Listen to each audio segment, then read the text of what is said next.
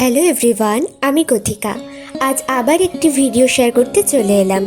আজকের এই ভিডিওটা আমার কাছে খুব স্পেশাল, কারণ এই অর্ডারটি ছিল গুয়াহাটি থেকে প্রীতি দিদি ভাইয়ের। এটাই প্রথমবার আমার হাতের কাজ এত দূরে পাড়ি দিল। দিদিভাই ডিসেম্বর মাসে এই অর্ডারটি করেছিল, কিন্তু আমার এক্সাম থাকায় আমি দিদিভাইকে বলেছিলাম ডেলিভারিটা ফেব্রুয়ারির লাস্টের দিকে দেব।